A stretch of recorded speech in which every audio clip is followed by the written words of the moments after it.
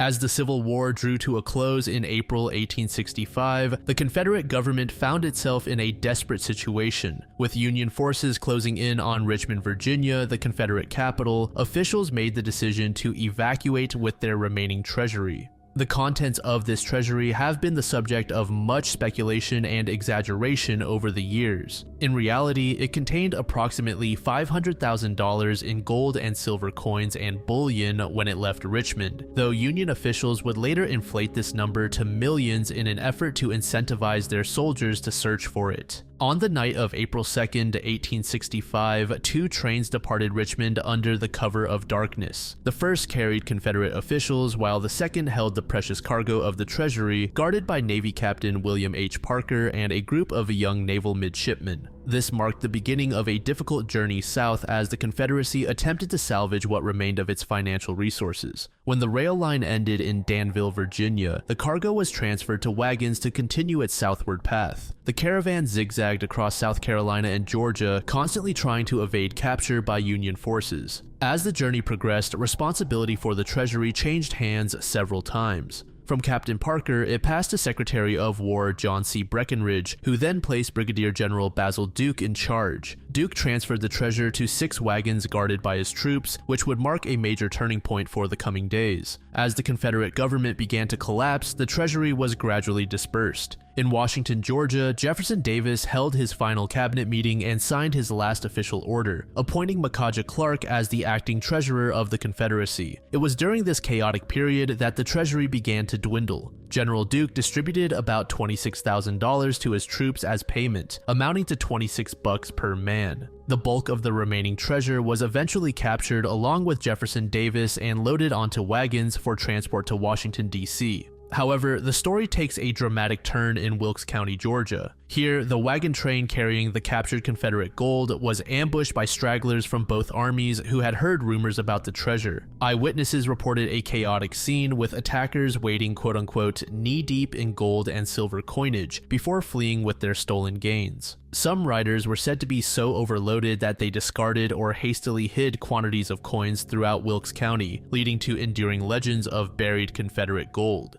The belief that significant amounts of Confederate gold remain buried in Wilkes County has persisted since the war's end, capturing the imagination of treasure hunters and history enthusiasts alike. Despite numerous searches over the years, no substantial treasure has ever been found in the area. Nevertheless, the legend has spawned various local myths and stories. One particularly intriguing story involves the Mumford family's alleged connection to the lost gold. Martha Mazzell Puckett's book Snow White Sands claimed that Jefferson Davis entrusted the Confederate treasury to Sylvester Mumford at the final cabinet meeting. According to this version of events, Mumford transported some gold to England and left the rest with his daughter, Gertrude Mumford Parkhurst, in New York. While the Mumford connection to Confederate gold is most likely fictional, the family did leave a significant legacy, particularly in education. Upon her death in 1946, Gertrude passed down nearly $600K to various educational causes. This included the establishment of the Sylvester Mumford Memorial Endowment at Thornwell Orphanage in South Carolina.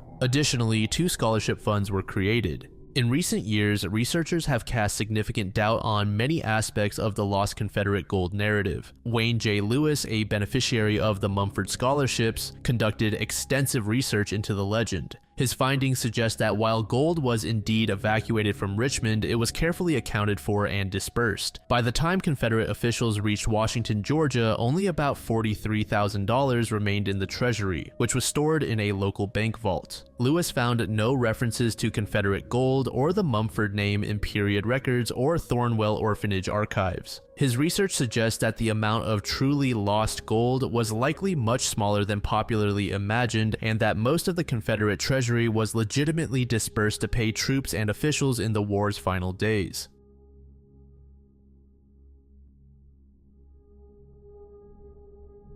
Tiffany Nelson was born on October 21, 1984. Her early life was marked by tragedy when her mother passed away in 1992, leaving Tiffany an orphan at just 7 years old. Following this loss, her aunt Ora Parrish became her guardian, and Tiffany lived with her in the Faith Village neighborhood of South Augusta. Despite the hardships she faced, Tiffany was described by family and friends as a sweet and kind little girl. Her cousin Benita characterized her as somewhat of a tomboy who loved to ride her bike around town. Tiffany's father, Vernon, wasn't very active in her early life, but began to spend more time with her after her mother's passing, inviting her to his home once or twice a week and offering to get her anything she needed. On June 6, 1994, 9-year-old Tiffany Nelson vanished from Augusta, Georgia. The day began like any other, with Tiffany saying goodbye to her aunt and guardian before setting off on her red bicycle. She was headed to a nearby convenience store, a short quarter-mile journey from her home. Tiffany's route took her down Neal Street, left onto Ruby Drive, and right onto Richmond Hill Drive. The last confirmed sighting of Tiffany alive was at approximately 10 a.m. at an Amoco gas station on the corner of Lumpkin Road and Richmond Hill Drive, where witnesses reported seeing her using the air pumps to inflate her bike tires. The disappearance of Tiffany Nelson set in motion a series of investigative actions and search efforts that, unfortunately, failed to yield immediate results. The initial response to Tiffany's disappearance began when her aunt, Ora Parrish, reported her missing shortly after she failed to return home from her bicycle ride to the nearby convenience store.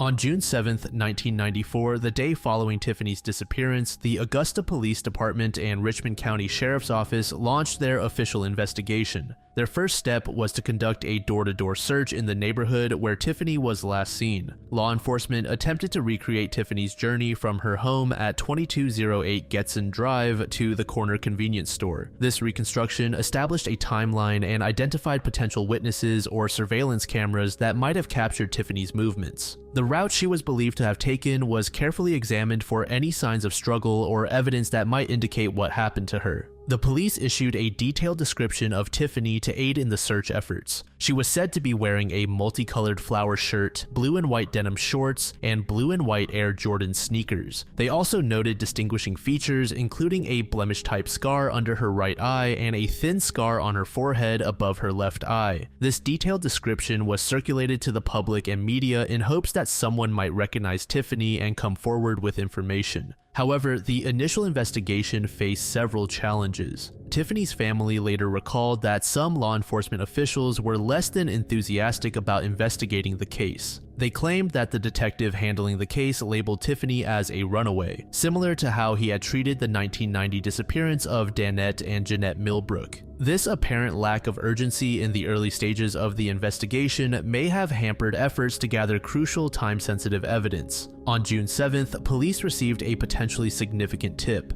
A woman reported that her 11-year-old grandson claimed to have seen Tiffany in the backseat of a two-door car driven by a man wearing a hat. This alleged sighting occurred off Barton Chapel Road, approximately 4 miles west of where Tiffany was last seen. However, police apparently didn't find this tip credible due to insufficient information. The decision not to pursue this lead more aggressively has been a point of contention and speculation in the years since Tiffany's disappearance. On June 16th, 10 days after Tiffany vanished, cadaver dogs from nearby Fort Gordon's K-9 unit were brought in to search a wooded area near Richmond Hill Drive and Lumpkin Road. This area was of particular interest as it was close to where Tiffany was last seen at the gas station. Despite the specialized training of these dogs, they were unable to find any useful leads or evidence related to Tiffany's disappearance. In an effort to generate more leads and national attention for the case, Tiffany's story was featured on the popular television show America's Most Wanted on June 18th. Following the America's Most Wanted feature, a dedicated 5-man investigative team continued to work on the case for the next few weeks. They conducted additional door-to-door canvasses of the area, hoping that repeated questioning might jog memories or encourage reluctant witnesses to come forward. However, the timing of Tiffany's last sighting, 10 a.m. on a Monday morning, proved to be a significant obstacle. Many residents were at work or school during this time, limiting the number of potential witnesses. One of the most crucial pieces of evidence in Tiffany's case, her red 10-speed bicycle, was never found. This detail puzzled investigators and led to several theories. The fact that the bicycle disappeared along with Tiffany suggested that whoever took her likely had a vehicle large enough to transport both her and the bike. This detail helped investigators narrow down the type of vehicle they should be looking for and implied that the abduction was likely premeditated rather than a crime of opportunity. As the weeks turned into months, the investigation began to stagnate. The lack of physical evidence, credible witnesses, or promising leads left investigators struggling to make progress. The case remained open, but active investigative efforts gradually decreased as other cases demanded attention and resources. Now, before we continue with Tiffany's case, I want to touch on the case of Keenan O'Malley, as it provides some interesting implications for cold cases like Tiffany's. On April 17, 1999, 6-year-old Keenan O'Malley disappeared while riding his bicycle along a dirt road near his home in North Augusta, South Carolina, just across the state line from Augusta, Georgia. Tragically, the search for Keenan came to a heartbreaking end just a day after his disappearance. Tim McNeil, a local resident, discovered the boy's body approximately 100 yards from Riverview Park. The autopsy revealed that Keenan had been assaulted and strangled to death. As the investigation progressed, law enforcement quickly focused on William Ernest Downs, a man in his early 30s who had recently returned to the Augusta area. Downs, also known as Junior, had a troubled past and had previously served time in prison for burglary. On April 25, 1999, just over a week after Keenan's disappearance, police arrested Downs. He was charged with assault, kidnapping, and the murder of Keenan. During interrogations, Downs not only confessed to Keenan's murder, but also admitted to another horrific crime from years earlier. He confessed to the 1991 murder of 10-year-old James Porter, another Augusta child who had disappeared while riding his bike to a convenience store. This revelation sent shockwaves through the community, as it became clear that a serial child killer had been active in the area for years. In 2002, Downs pleaded guilty to the murders of both Keenan and James. The plea was part of a strategy to avoid the death penalty, but it was ultimately unsuccessful. Despite pleading guilty, the case took an unusual turn. After his conviction, Downs expressed a desire to be executed rather than serve a life sentence. On June 17, 2006, an execution date was set for Downs, who had been consistently asking to be put to death since his guilty plea in 2002. On July 14, 2006, William Ernest Downs was executed by lethal injection at the Georgia Diagnostic and Classification Prison in Jackson. Of course, investigators wondered if Downs was also tied to Tiffany's case. When questioned about Tiffany, Downs seemed to have no knowledge of her or her case. He wasn't even sure if he had been in Augusta during her 1994 disappearance. This lack of connection, combined with the differences in victim profile and methodology, led investigators to conclude that Downs was likely not responsible for Tiffany's disappearance and death. Keenan and James were both male, while Tiffany was a girl. Additionally, the Downs had specific methods of disposing of the bodies that did not line up with the circumstances of Tiffany's case. Fast forward to 2005, the case would come to a major turning point. On May 16, 2005, nearly 11 years after Tiffany's disappearance, two men were walking through a wooded area along Farmers Bridge Road, approximately 15 miles south of where Tiffany had last been seen in Augusta. One of these men was a forester, which may have contributed to their keen observation of the surroundings. As they traversed the area, they came across what initially appeared to be a bleached turtle shell. However, upon closer inspection, they realized with shock that they were looking at a human skull. This discovery immediately set in motion a series of events that would finally bring a few answers to Tiffany's case. The men promptly alerted the authorities, who quickly responded to the scene. Law enforcement officials, including investigators from the Burke County Sheriff's Office and the Georgia Bureau of Investigation, arrived to secure the area and begin a thorough examination of the site. As investigators excavated the area, they uncovered a severely decomposed body in a shallow grave. The location of the remains, so close to a public road yet hidden enough to go unnoticed for over a decade, raised questions about the perpetrators' knowledge of the area and their efforts to conceal the crime. One of the most crucial pieces of evidence found at the site was a pair of blue and white Air Jordan shoes. These shoes match the description of what Tiffany was wearing when she disappeared in 1994. This discovery was a key factor in initially linking the remains to Tiffany's case even before definitive identification could be made. Due to the advanced state of decomposition after more than a decade, many typical forensic analyses were impossible. The skeletal nature of the remains meant that soft tissue evidence, which could have provided crucial information about the cause of death or potential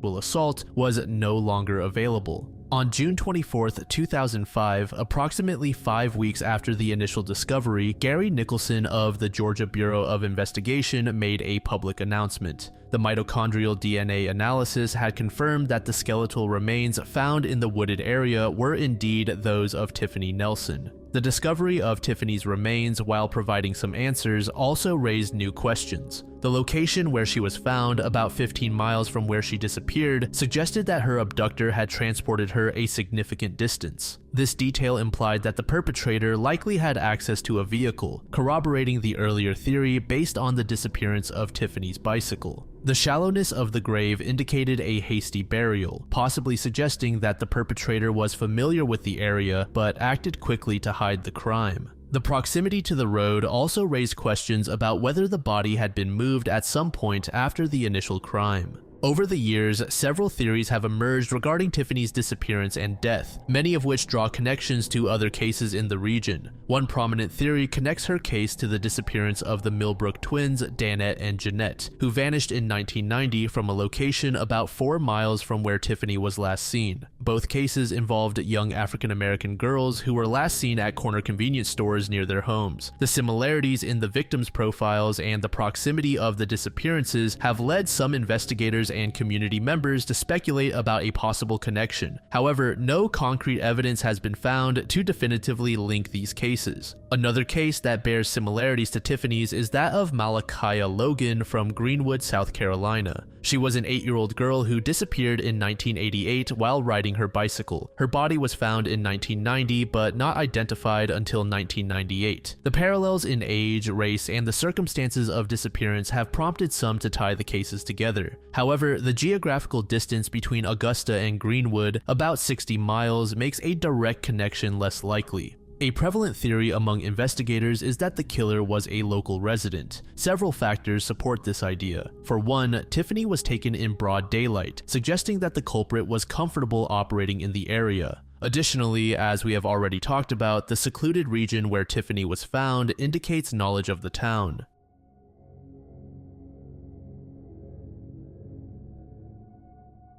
On August 15, 1988, a discovery was made in a wooded area near Wiltwyck Cemetery behind Pine Grove Avenue in Kingston, Ulster County, New York. The decomposed remains of an unidentified white male were found, having died from a single gunshot wound to the head. Authorities estimated that the man had been deceased for approximately 4 days prior to the discovery. The victim was estimated to be between 30 and 50 years old, with some sources suggesting he was more likely between 40 and 50. He stood between 5'11" and 6'3" tall and weighed between 180 and 205 pounds. The man had brown hair, but due to decomposition, his eye color could not be determined. Several physical characteristics were noted on the body, including an appendectomy scar described as an oblique linear scar measuring around 4 inches by a 1/4 inch in the right abdominal quadrant. The man had extensive dental work, including a maxillary fixed bridge with porcelain fused to white metal, suggesting he may have been of means. The victim was found with several items of clothing and personal belongings, which provided potential clues about his identity and origin.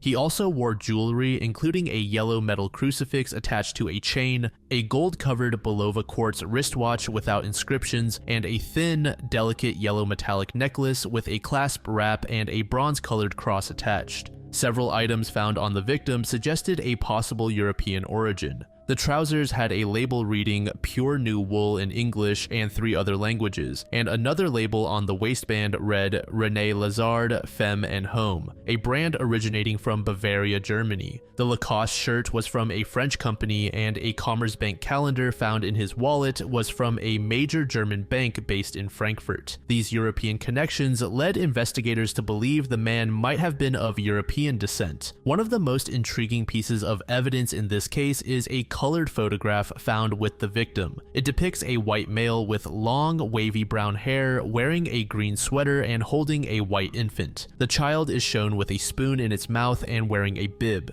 The significance of this photograph remains unclear, with investigators considering several possibilities. Firstly, the man in the photo could be the victim himself. Secondly, it might be an image of the killer left behind as a memento, or it could be an unrelated photo, possibly planted to mislead investigators. Given the limited information and lack of clear motives, several theories have been proposed, including a failed robbery, a revenge killing, and of course, the connection to Europe. However, without more concrete evidence or leads, these theories remain speculative.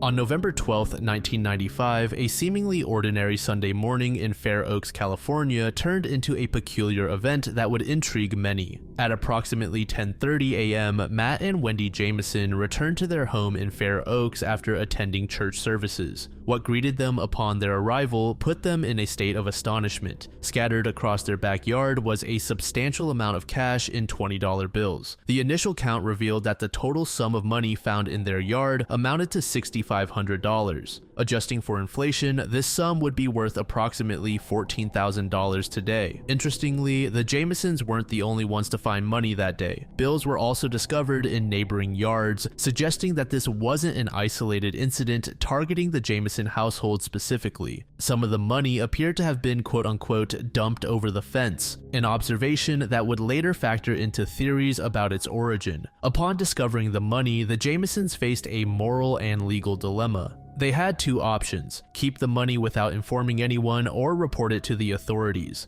Matt and Wendy chose the latter. They reported their find to the local police department. However, the legal process for handling found money in California is not as straightforward as simply handing it over to law enforcement. According to California law, the finders were required to place an advertisement in their local newspaper. This ad needed to state that they had found the money and that if anyone could prove ownership, they should come forward to claim it. The law required a 90-day waiting period from the date of the advertisement's publication. If no one came forward with a legitimate claim during this time, the money would legally become the property of the finders, in this case Matt and Wendy. For the next 3 months, the Jamesons waited. Days turned into weeks and weeks into months. As each day passed without anyone coming forward to claim the money, the likelihood of it becoming theirs increased. Finally, on March 1st, 1996, the 90-day period expired. No one had come forward with a legitimate claim to the money. As per California law, the money officially became the property of the Jamesons. With the money now legally theirs, they put it to practical use. They used the windfall to pay off various credit card debts, amongst other things. Despite the happy ending for the Jamesons, the incident left behind a trail of unanswered questions that continue to intrigue people to this day. The most pressing question is, of course, where did the money come from? Over the years, several theories have emerged to explain the mysterious appearance of the money. One of the more dramatic theories suggests that the money was dropped from an airplane or helicopter. This theory attempts to explain the wide distribution of the bills across multiple yards. Supporters of this theory often link it to potential illegal activities such as substance trafficking or money laundering. However, this theory has some weaknesses. If the money had been dropped from a significant height, it likely would have been scattered over a much wider area due to wind currents. Additionally, such an event would likely have been noticed by residents, especially on a Sunday morning when many people might have been at home. Perhaps the most popular theory among speculators is that the money was related to a drug operation in the area. The idea is that a drug dealer or operation might have needed to quickly dispose of cash due to impending law enforcement action, or that the backyards could have been used as a location for a dead drop, which is a method of secretly passing items between two parties, but something went wrong in the process. This theory aligns with the observation that some money appeared to have been dumped over fences, suggesting a hasty disposal. Other theories include the possibility of a connection to a bank robbery, although there's no evidence of any unsolved bank robberies in the area from that time that would match the amount and circumstances of the found money. A less sinister but equally mysterious theory is that someone was intentionally leaving money for people to find, perhaps an eccentric millionaire or someone who wanted to anonymously help others.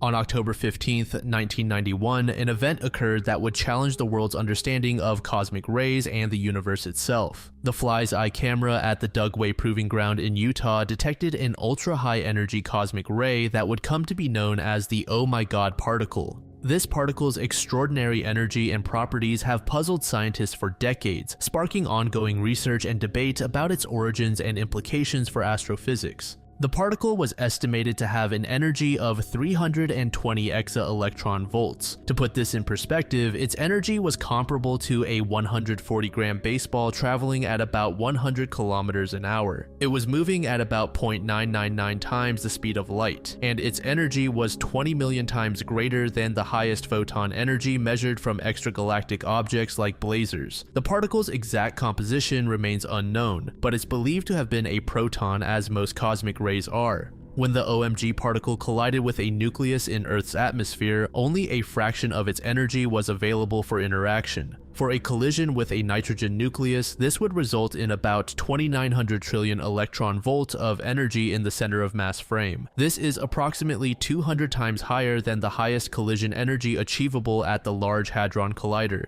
While the particle's energy was phenomenally large for a subatomic particle, it's important to note that it was still far below the Planck scale, where exotic physics is expected to occur. In fact, it was about 40 million times lower than the Planck energy. The existence of such a high-energy particle challenges our understanding of cosmic rays for several reasons. First, scientists are puzzled about what could accelerate particles to such extreme energies. Even violent cosmic events like supernovae are only capable of imparting about 1,000th of an eeV of energy to particles. Second, the cosmic microwave background should theoretically slow down such high-energy particles over long distances. This suggests that the particle must have originated relatively nearby in astronomical terms. Finally, despite the particle's apparent nearby origin, we haven't found any cosmic objects in our vicinity capable of producing particles with such enormous energies.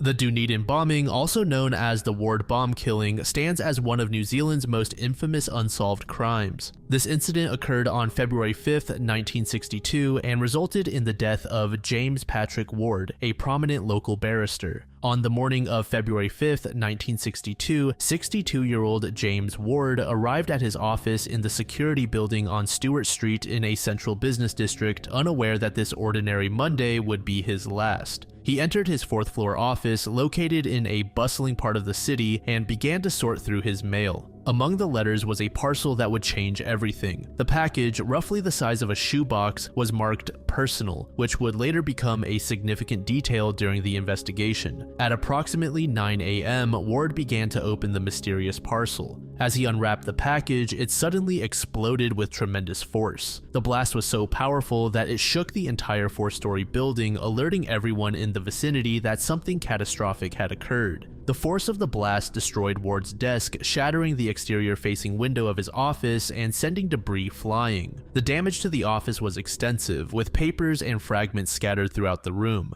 but the most devastating effects were on Ward himself. The explosion inflicted grievous injuries on the unsuspecting lawyer. His left hand was completely blown off by the force of the blast. Additionally, Ward suffered heavy damage to his chest and right arm, along with severe injuries to other parts of his body. The immediate aftermath of the explosion was chaotic. The sound of the blast and the shaking of the building quickly drew attention, and soon, the office was filled with shocked colleagues and first responders. Despite the severity of his injuries, Ward was initially conscious and able to speak. At the hospital, doctors worked tirelessly to treat Ward's extensive injuries. He underwent several operations as medical teams attempted to address the damage caused by the explosion. Despite their best efforts, the injuries proved too severe. Tragically, about 6 hours after the explosion at approximately 3 p.m., James Ward succumbed to his injuries. Inside the parcel, investigators found a crudely made wooden box that housed the explosive components. The core components of the bomb included 2 torch batteries,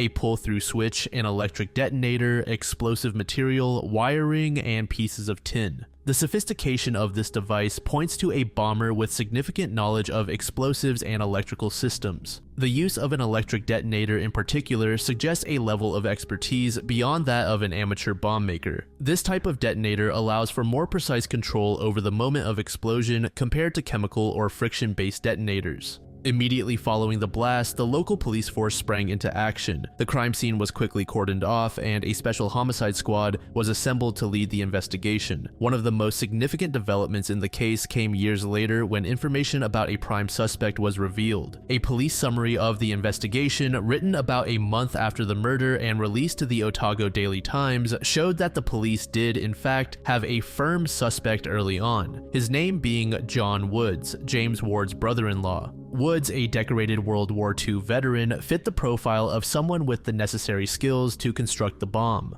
The motive was believed to be a family grudge, though the exact nature of this grudge was not publicly disclosed. The lack of physical evidence linking Woods to the crime scene or the bomb components likely prevented the case from moving forward to prosecution. It's worth noting that John Woods has since passed away, complicating any potential resolution to the case.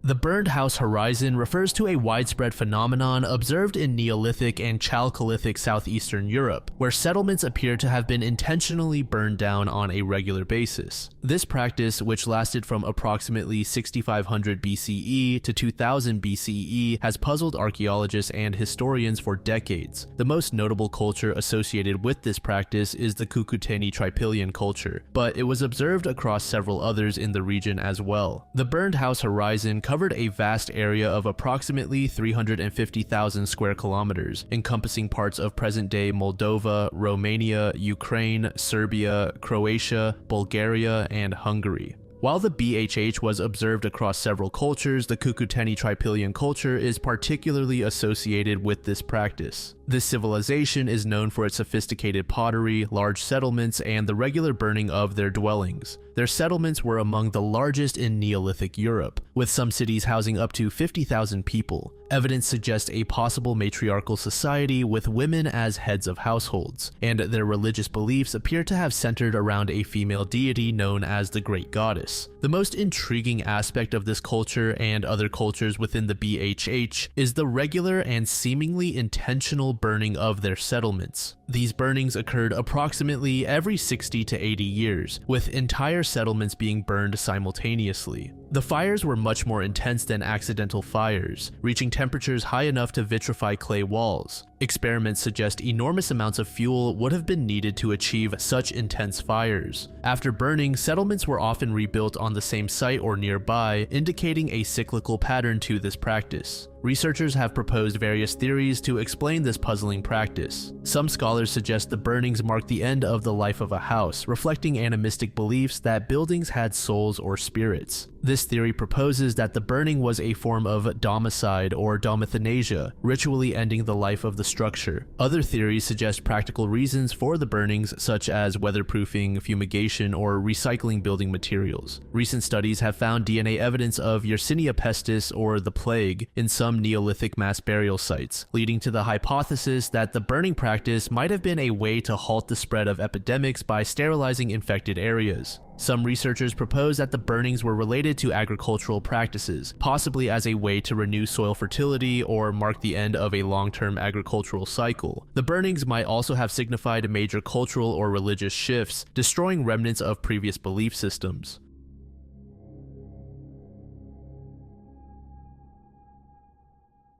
In 2011, paleontologist Mark McMenamin and his wife Diane introduced a controversial hypothesis at the Geological Society of America meeting. They proposed the existence of an enormous squid-like creature dubbed the Triassic kraken, which they claimed was responsible for arranging ichthyosaur fossils found at Berlin Ichthyosaur State Park in Nevada. This hypothetical creature was estimated to be about 30 meters long, twice the size of the modern colossal squid. McMenamin suggested that this kraken killed killed and transported ichthyosaurs to a specific location, creating a midden or refuse heap similar to those made by modern octopuses. Perhaps most controversially, he interpreted the arrangement of ichthyosaur vertebrae as a deliberate pattern created by the kraken, possibly resembling the sucker discs on a cephalopod tentacle. The hypothesis was met with significant skepticism and criticism from the scientific community. Many scientists pointed out the lack of physical evidence as there were no fossil remains of the proposed kraken, making the claim highly speculative. Critics argued that natural processes like currents or sediment compaction could explain the arrangement of fossils without invoking a giant predator. Some paleontologists suggested that McMenamin may have misinterpreted features of the ichthyosaur fossils or the depositional environment. The hypothesis was seen as making extraordinary claims without extraordinary evidence to support them.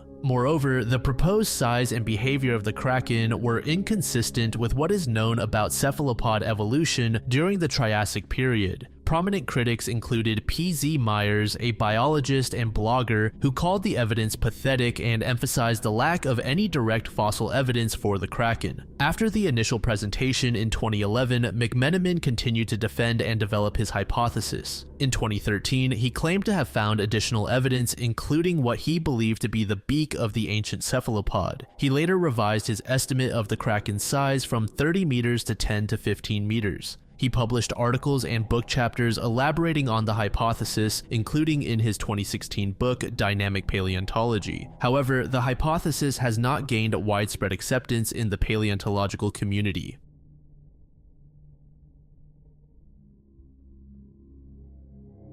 If you've been following this iceberg for a while, you'd know that it is pretty old. From the time it was created to now, some of the entries have actually been solved. Nevertheless, I still want to include those entries. That being said, this next one has been solved. Julianne Williams, often referred to as Julie, was a 24-year-old woman from St. Cloud, Minnesota. She and 26-year-old Laura Winans were the victims of a tragic double murder that occurred in Shenandoah National Park in 1996. The two women had met nearly 2 years before the incident at Woods Women, a nonprofit organization in Minnesota focused on education and adventure travel for women. Despite their different backgrounds, they were united by their shared love for the outdoors. Julie was an aspiring geologist. She had won the Minnesota State Double Tennis Championship in high school and had traveled to Europe during college to study the extinction of dinosaurs. Julie graduated summa cum laude and had worked with disenfranchised groups. At the time of the incident, she had just accepted a new job in Lake Champlain, Vermont, set to begin on June 1st, 1996. Laura Winans, on the other hand, came from a well-off family in Michigan but had chosen a different path. Described as an energetic and free spirit, she had briefly attended college in Vermont before dropping out. In 1994, she enrolled in Unity College near Waterville, Maine, to study and become a wilderness guide. Laura had a deep love for the outdoors and wanted to help others experience the beneficial attributes of interacting with nature. On Sunday, May 19, 1996, Julie and Laura embarked on what was supposed to be a 5-day backpacking trip in Shenandoah National Park. The women, accompanied by their golden retriever Taj, entered the park in good spirits, eager to start their adventure. They had carefully planned their route, intending to explore the Blue Ridge Mountains and enjoy the sights. The couple chose to pitch their tent off one of the park's horse trails, selecting a secluded spot near a mountain stream. This location, while seemingly peaceful, was later noted by investigators as a point of vulnerability. The sound of the flowing water could have masked any approaching footsteps, making it easier for an assailant to catch them off guard. Their campsite was situated approximately a quarter-mile down the trail from Skyline Drive, the main road that runs through Shenandoah National Park. The proximity to this major passage would later raise questions about how such a violent crime could occur so close to a well-traveled area without immediate detection. The last confirmed sighting of Julie and Laura alive was on Friday, May 24, 1996. A park employee reported seeing the two women that day, noting nothing unusual about their appearance or behavior. This sighting occurred near the Skyline Lodge area, a popular spot in the park featuring a bar, restaurant, and cabins. The lodge was bustling with activity due to the approaching Memorial Day weekend, with many visitors enjoying the start of the summer season. When Julie failed to return home as planned on May 28th, her family became concerned. Julie was known for her reliability and had been looking forward to starting her new job in Vermont in June. Her absence was out of character, prompting her family to reach out to authorities. On May 31st, Julie's father, Thomas Williams, officially reported his daughter as missing to the National Park Service. Upon receiving the missing persons report, park rangers immediately initiated a search operation. They first located Julie and Laura's vehicle parked just north of Skyland Lodge. This discovery provided a starting point for the search efforts, as it indicated the general area where the women had been hiking. The rangers began conducting hasty searches along the trail corridors in the vicinity of the parked car. These initial searches covered the most likely areas where the women might have encountered trouble or become lost. During these early efforts, searchers made a concerning discovery. Taj, the golden retriever that had accompanied the couple, was found wandering without his leash through the park. The dog appeared to be in good health but was alone, raising alarm among the search team. As the search intensified, more resources were brought in. The National Park Service mobilized additional personnel, including experienced backcountry rangers and search and rescue specialists. They employed various search techniques, including grid searches of the surrounding forest, checks of all nearby trails, and interviews with other hikers and campers in the area. The evening of Saturday, June 1st, 1996, brought a grim conclusion to the search efforts. At approximately 6:30 p.m., park rangers made the horrifying discovery of Julie and Laura's bodies at their campsite. The scene that the rangers found was shockingly brutal. The bodies were found inside their tent, which had been partially concealed by the surrounding vegetation. Both women had been bound and gagged, their hands tied behind their backs with duct tape.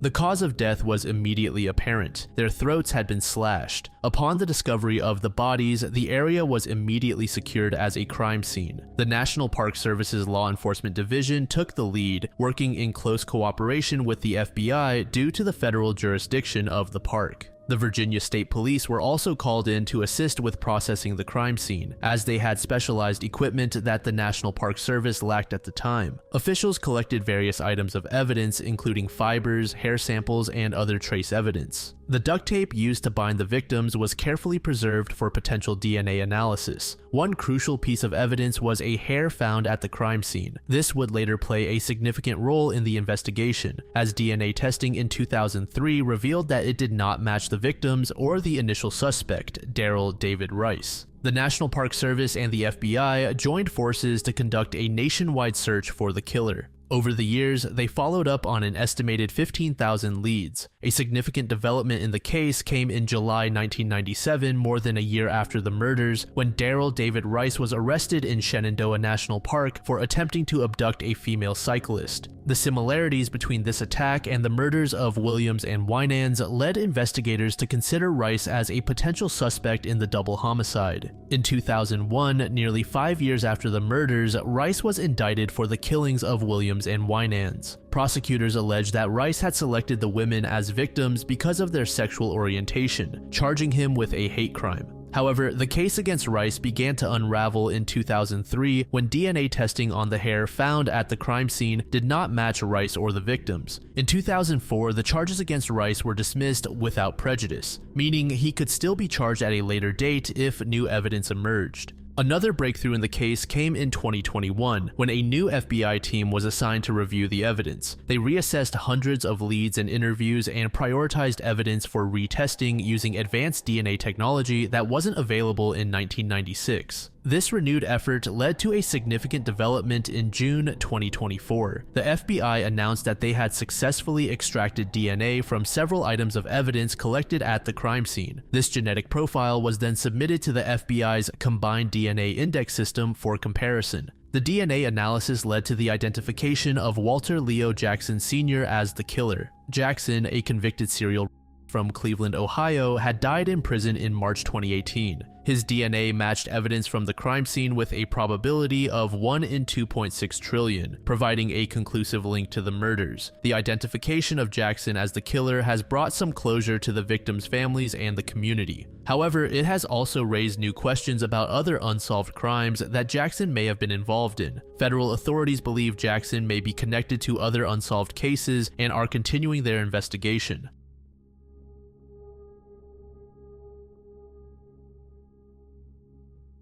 On November 28, 1987, a tragic incident occurred on the Orange Freeway, just south of Imperial Highway in Brea, California. A truck driver noticed a man crouching beside the road before he suddenly ran into the path of the oncoming vehicle. The collision was fatal and the man was pronounced dead at the scene. The manner of death was quickly determined to be given the circumstances. The unidentified male was estimated to be between 30 and 45 years old at the time of his death. He was described as a white male, standing 6 feet tall and weighing around 250 pounds. He had brown hair and brown eyes with a heavy-set physique. Several notable physical characteristics were documented during the examination of the body, including a large oval-shaped burn scar on the man's abdomen. This scar could be the result of a previous injury or medical procedure and might be crucial in identifying the individual. At the time of his death, the man was wearing a blue sweater, blue pants, and a brown and white shirt. He was also wearing glasses, suggesting he may have had a prescription and potentially visited an optometrist or ophthalmologist in the past. The case was assigned to the Orange County Coroner's Office, which has been responsible for the investigation since the discovery of the body. Several types of forensic evidence were collected and are available for comparison, including dental records, fingerprints, and DNA samples. The availability of these 3 key types of forensic evidence significantly increases the chances of eventual identification, particularly as technology advances and more people submit their DNA to genealogical databases.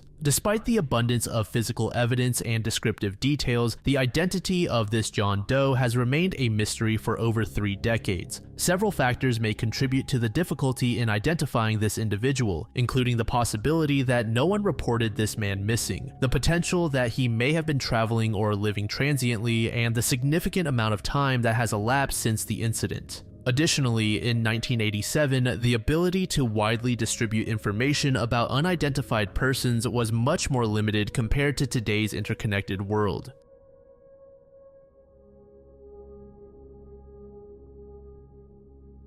Dorothy Arnold was born on July 1, 1885 in New York City. She was the second of 4 children born to Frances Arnold and Mary Martha Parks Arnold. The Arnold family was part of New York's social elite, with Frances being a Harvard University graduate and a senior partner at F.R. Arnold and Company, a company that imported fancy goods such as perfumes. The family's social standing was such that they were listed in the Social Register, a directory of prominent American families. Dorothy's paternal lineage traced back to English passengers who arrived in North America on the Mayflower, while her mother hailed from Montreal, Quebec, Canada. Her paternal aunt, Harriet Maria Arnold, was married to Supreme Court Justice Rufus W. Peckham, further cementing the family's prestigious social connections. Dorothy received her early education at New York's Velteen School for Girls before attending Bryn Mawr College in Pennsylvania. She majored in literature and language, graduating in 1905. After completing her studies, Dorothy returned to live at the family home in Manhattan. Upon her return, Dorothy aspired to become a writer, a pursuit that her family and friends largely viewed with amusement. In the spring of 1910, she submitted a short story to McClure's magazine, which was rejected. The rejection led to teasing from her social circle, prompting Dorothy to rent a post office box to receive letters from magazines and publishing houses privately. Undeterred, Dorothy submitted a second short story to McClure's in November 1910 titled The Poinsettia and the Flame. This story was also rejected, leaving Dorothy dejected and embarrassed. 2 months before her disappearance, Dorothy asked her father if she could move to an apartment in Greenwich Village to focus on her writing. Frances Arnold forbade this, telling her, "A good writer can write anywhere." On the morning of Monday, December 12, 1910, 25-year-old Dorothy began what would become one of the most perplexing disappearances in New York City history. The day started like any other in the Arnold household. Dorothy, dressed in a tailored purple suit with a black velvet collar and cuffs, informed her mother that she intended to go shopping for an evening gown. This dress was meant for her younger sister Marjorie's upcoming debutante party, a significant social event for the Arnold family. Her mother, Mary, was concerned about the cold weather and offered to accompany her daughter on the shopping trip. Dorothy, however, declined the offer, assuring her mother that she would call if she found a suitable dress. This exchange would be the last time Mary saw her daughter. Dorothy left the family home around 11 a.m. carrying a small amount of cash, approximately $25, which is about $800 today. She did not take any extra clothing or personal belongings with her, suggesting she had no intention of being away for an extended period. Her first stop was the Park and Tilford store, an upscale grocery and confectionery establishment located at the corner of 5th Avenue and 59th Street. At around noon, Dorothy purchased a half-pound box of chocolates. The store clerks who served her later reported that she was courteous and did not exhibit any unusual behavior. Dorothy then walked south along 5th Avenue. She covered a distance of about 22 blocks or about a mile and a half before reaching her next destination, Brentano's bookstore. Dorothy browsed the shelves before purchasing a book titled Engaged Girl Sketches by Emily Blake. As with her earlier purchase, the bookstore staff noted nothing out of the ordinary about Dorothy's demeanor or behavior. It was outside the bookstore shortly before 2 p.m. that Dorothy had her last confirmed interaction. She encountered Gladys King, a friend from her social circle. The two women chatted briefly on the sidewalk, discussing Marjorie's upcoming party. King later recalled that Dorothy seemed to be in good spirits during their conversation. During their chat, Dorothy mentioned to King that she planned to walk through Central Park on her way home. This casual remark would later become a crucial piece of information in the investigation of her disappearance. King, who had a lunch appointment with her mother at the Waldorf Astoria Hotel, excused herself. As they parted ways, Dorothy turned and waved goodbye a second time to her friend. This encounter marks the last verified sighting of Dorothy Arnold. From this point on, her movements become a matter of speculation and conflicting reports. Some accounts suggest that Dorothy may have continued south on 5th Avenue, possibly window shopping or looking for the evening gown she had set out to find. Others speculate that she might have headed towards Central Park as she had mentioned to King.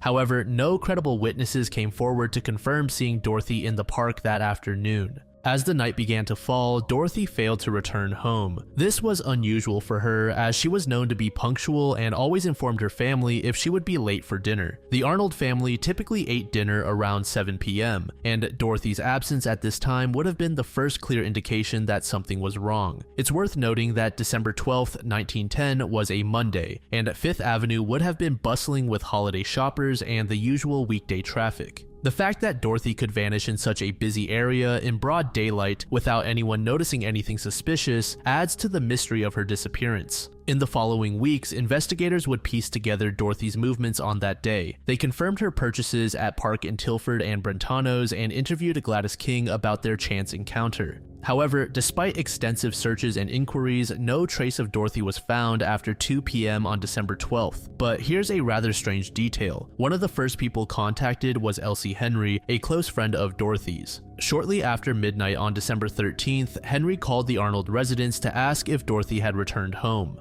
In a puzzling turn of events, Mary Arnold reportedly told Henry that Dorothy had indeed come home but had gone to bed with a headache. This statement would later prove to be false, raising questions about why Mary would provide such misinformation. There are several possible explanations for Mary's false statement. It could have been an attempt to avoid causing immediate alarm or concern among Dorothy's friends. Alternatively, it might have been a reflexive response born out of embarrassment, or a desire to maintain the family's privacy. Whatever the reason, this early instance of misinformation would later complicate efforts to establish an accurate timeline of events and potentially delayed the wider search for Dorothy. As the night of December 12th turned into the early morning hours of December 13th, the Arnold family found themselves in an increasingly distressing situation. They were faced with the growing realization that Dorothy's absence was something far more serious. Despite their mounting concern, the Arnolds made the decision not to contact the police immediately. This choice, which would later be scrutinized and criticized, was influenced by several factors unique to their social position and the era in which they lived.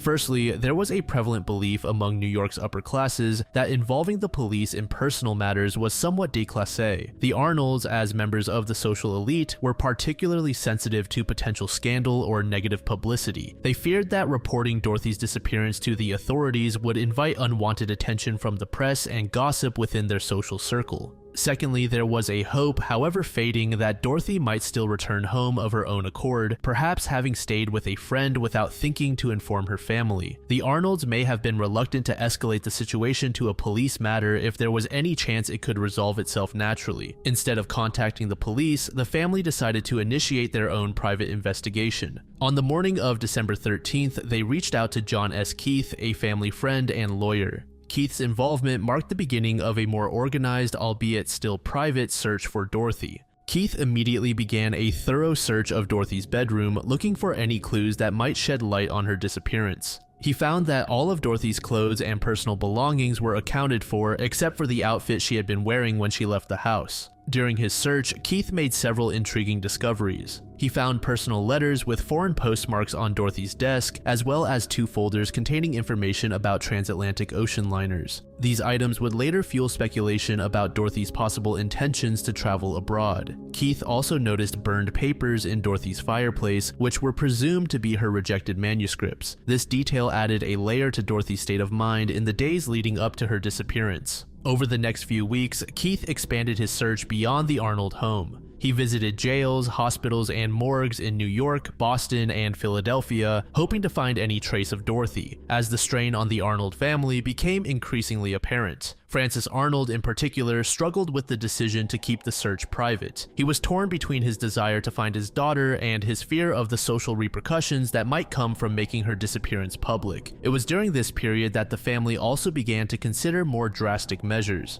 On Keith's recommendation, they hired the Pinkerton Detective Agency to assist in the search. The Pinkertons were a well-known and respected private detective agency often employed by wealthy families to handle sensitive matters discreetly. The Pinkerton investigators launched a comprehensive search, expanding on Keith's earlier efforts. They questioned Dorothy's friends and former college classmates, searched hospitals and other locations Dorothy was known to frequent, and even dispatched agents overseas to search ocean liners arriving from New York. Their involvement brought a new level of professionalism and resources to the search, but still failed to produce any concrete leads. As the weeks passed, Keith and the Pinkerton detectives increasingly urged Francis Arnold to contact the New York City Police Department, arguing that their resources and expertise were necessary for a thorough investigation. Finally, after 6 weeks of fruitless private searching, Francis caved. On January 25, 1911, he contacted the NYPD and held a press conference at his New York City office. This marked the official beginning of the public search for Dorothy Arnold and the transformation of her disappearance from a private family matter to a public sensation. The delay in reporting Dorothy's disappearance to the police and the public would later be seen as a critical misstep in the investigation. The 6-week gap between Dorothy's disappearance and the public announcement allowed potential leads to go cold and valuable evidence to be lost. It also gave any potential perpetrators ample time to cover their tracks.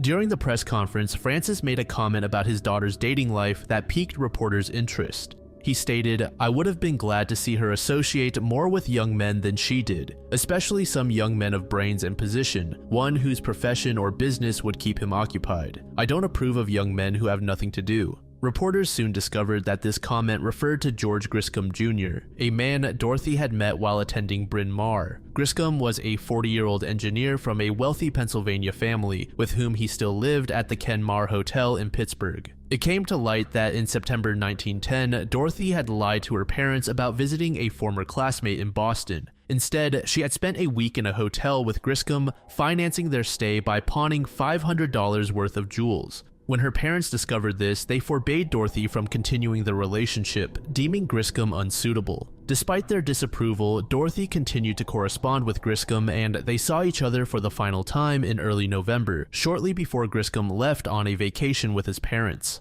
At the time of Dorothy's disappearance, Griscom was vacationing with his parents in Florence, Italy. The Arnold family sent him a telegram on December 16th asking for information about Dorothy's whereabouts. Griscom replied, denying any knowledge of her disappearance. In early January 1911, Dorothy's mother Mary and her brother John traveled to Italy to interrogate Griscom. They met him at the Anglo-American Hotel on January 16th, where Griscom maintained his ignorance of Dorothy's disappearance. Mary and John demanded that Griscom hand over the letters Dorothy had sent him. John later claimed the letters contained nothing of importance and said he subsequently destroyed them. Upon his return to the United States in February 1911, Griscom told the press that he intended to marry Dorothy once she was found, provided her mother approved of the marriage. Mary Arnold later told reporters she would never approve of such a union. Numerous theories and rumors circulated regarding Dorothy's disappearance, including accident, abduction, elopement, murder, and a botched abortion. In the days following the announcement of Dorothy's disappearance, the NYPD distributed circulars with her picture and description throughout the US, Canada, and Mexico. This publicity led to numerous alleged sightings across the country, all of which proved to be false. The Arnold family also received 2 ransom notes from alleged kidnappers, which turned out to be hoaxes. In April 1916, over 5 years after Dorothy's disappearance, a convicted felon named Edward Glenorris claimed that he had been paid $250 to bury the body of a young woman in December 1910. Glenorris provided a detailed account of transporting an unconscious woman he identified as Dorothy Arnold from New Rochelle to West Point, New York, and then to Weehawken, New Jersey. He claimed that the woman died during an operation and that he and an accomplice buried her body in a cellar in New Rochelle. Police investigated Glenorris's claims, excavating several cellars in the area, but found no human remains. Dorothy's father dismissed Glenorris's story as utter nonsense. Upon subsequent interviews with law enforcement, Glenorris acted confused and claimed he knew nothing about Dorothy's whereabouts.